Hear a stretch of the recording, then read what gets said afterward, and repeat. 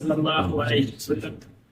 கம்மியான பெரியோர்களே, சங்கையான உலமாக்களே, சகோதரிகளே, எல்லாம் ரப்பல் ஆலமீன் நம் அனைவர்களையும் அவன் பொருந்திக் கொண்ட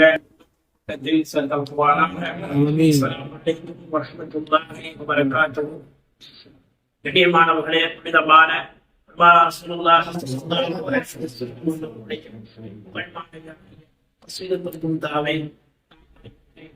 மூன்றாவது வாரமாக ஓதி கொண்டிருக்கிறோம். அல்ஹம்துலில்லாஹ். மாணவிகளார் ஸல்லல்லாஹு அலைஹி வஸல்லம் அன்னவருடைய ஆசிரியங்களுக்கு இந்த பௌதா கிடைத்திருப்பது மிகப்பெரிய ஒரு பாக்கியமாக இருக்கும். பொதுவாக சொல்வார்கள், காதல் வந்தால் கவிதை வரும் என்று சொல்வார்கள். ஆசிரியங்களுக்கு தான் அந்த கவிதைகளை உணரும் வரும். மாணவி ஸல்லல்லாஹு அலைஹி வஸல்லுடைய ஆஷிக் ரசூலுல்லாஹ் முஹம்மது ஷரஃபுத்தீன் அவர்கள் அவர்கள் எகிப்தினுடைய அல்-அஸ்ஹர் பல்கலைக்கழகத்துடைய மிகப்பெரிய பேராசிரியராக எகிப்திலே பிரசித்தி பெற்ற ஒரு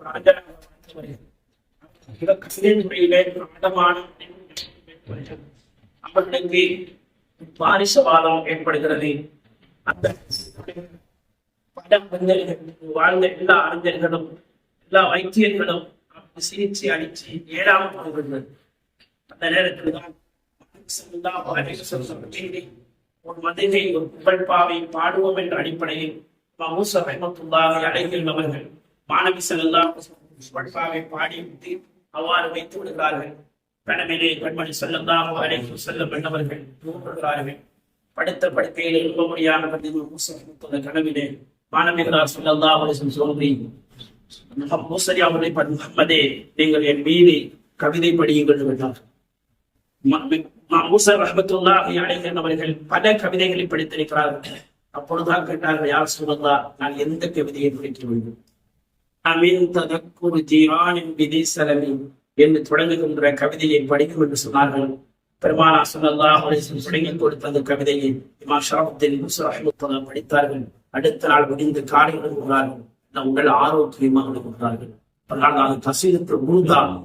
இமாம்கள் சொல்வார்கள், குருதா அல்ல, உலகத்துக்கு நோய் நிவாரணம் என்று அதுக்கு சொல்லுவார்கள்.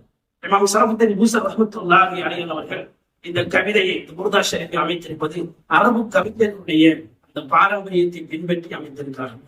நம்ம நாட்டில் வாழ்ந்த இஸ்லாமிய அறிஞர்கள் அவர்கள் கவிதைகளை ஆக்குகின்ற பொழுதும் தமிழ் மரபு இருக்கிறது, வெண்பா என்ற மரபை பின்பற்றித்தான் அதிகமான கவிதைகளை உருவாக்குவார்கள். இந்த அடிப்படையில் நம் ஷரஃபுத்தீன் ரஹ்மத்துல்லாஹி அலைஹி என்பவர்களிடம் இந்த குருதா ஷரீஃபை படிக்கின்ற பொழுதும் அமைத்திருப்பது அரபு கவிஞர்களுடைய அந்த பாணியை பின்பற்றி அமைத்திருக்கிறார்கள்.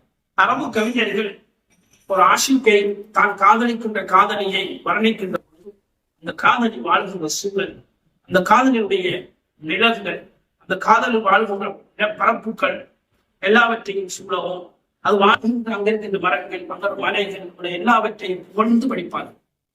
இது அரபு கவிஞர்களுடைய மரபு. அந்த அடிப்படையில் ஷரஃபுத்தீன் ரஹ்மத்துல்லாஹி அலைஹி அவர்கள் இந்த மாணவி ஸல்லல்லாஹு அலைஹி வஸல்லம் காதல் கொண்டவர்களாக இருக்கிறார்கள். அதிகம் காதல் கொண்டவர்களாக இருக்கிறார்கள். பெருமானார் ஸல்லல்லாஹு அலைஹி வஸல்லம் காதல் கொண்டவர்களுக்கு எவ்வாறு இருப்பார்கள் என்பதனை ஆரம்ப அந்த அடிகளிலும் சொல்லித் தருகிறார்கள்.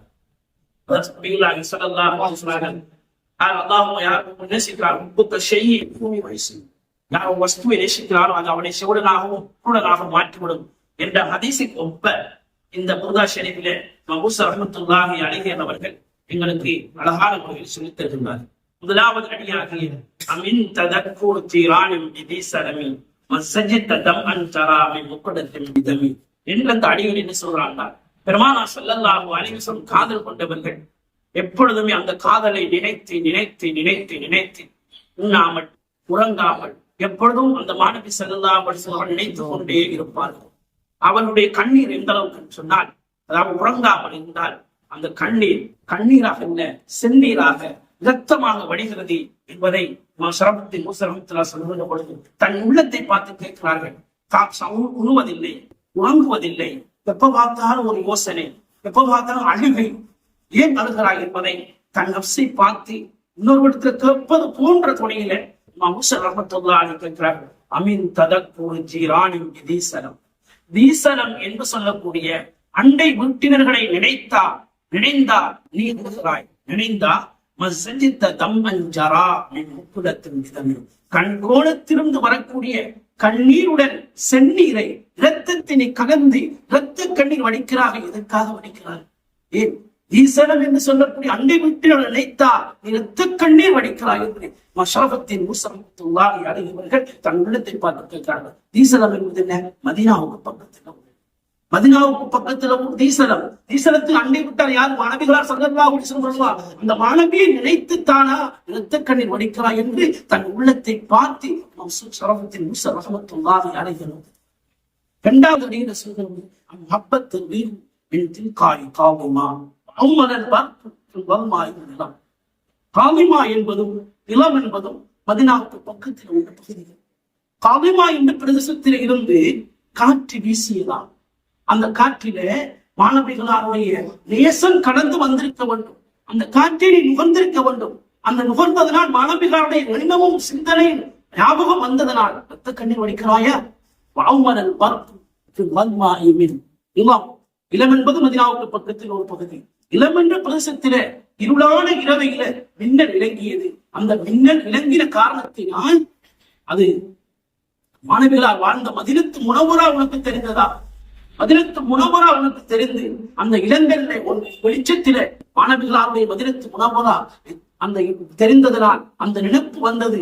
அதனால் ரத்தக்கண்ணீர் வடிக்கிறாயா என்று தன்னை பார்த்து கேட்டுக் கொண்டிருக்கிறார்கள். ஏன் எப்ப பார்த்தாலும் அழுகை.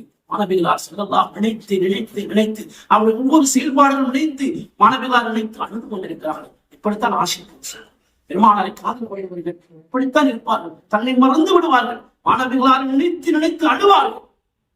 அப்படி கேட்டுவிட்டு எந்த பதிலும் வரவில்லை. எந்த பதிலும் சொல்லாமல் அந்த உள்ளம் அப்படியே நின்று கொண்டிருக்கின்ற உள்ளத்தை பார்த்து முன்பு கேட்கிறார். பமானி ஐநேக்க என்று பதில் சொல்லுங்கள். கேட்கின்ற கேள்விக்கு பதில் சொல்லாமே இருக்கிறார். பமானி ஐநேக்க, இரண்டு கண்களுக்கு என்ன நேர்ந்தது?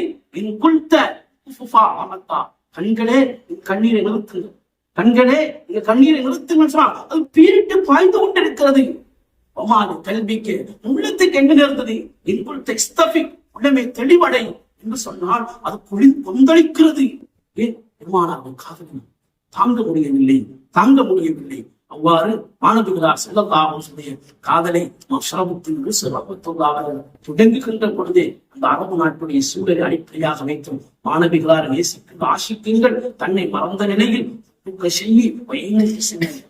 நீ வசதியை நேசிப்பது உடனாக மாற்றிவிடும் என்ற அடிப்படையில் நாம் ஷரஃபத்தின் முஸரத் ரஹ்மத்துல்லாஹி அலைஹி புர்தா ஷரீஃபை அமைத்திருக்கிறார்கள். இந்த புர்தா ஷரீஃபுக்கு 100க்கும் மேற்பட்ட விரிவுரைகள் எழுதப்பட்டிருக்கிறது. இந்த அடிப்படையில் நாங்களும் இந்த பள்ளி வாசலிலே இந்த புர்தா ஷரீஃபை ஓதிவர்களும் இந்த புர்தா ஷரீஃபை எழுதினவர்கள் முஹம்மது ஷரஃபுத்தீன் மூஸா ரஹ்மத்துல்லாஹி அவர்கள் ஷாவுலி தரீகாவில் ஒரு முரீதாக ஒரு கலீஃபாவாக இருந்தவர்கள், மிகப்பெரிய பேராசிரியராக இருந்தவர்கள், மிகப்பெரிய அஷிகுருசுவாக இருந்தவர்கள் என்பதை விளங்கி எல்லாம் ஒரு ஆலமீன் அந்த முர்தா ஷரீஃபுடைய பரக்கத்தினால் எல்லா வகையான பலாய்களும் அல்லாஹ்வுடைய அருள்மழையை புரிய செய்வாயாக.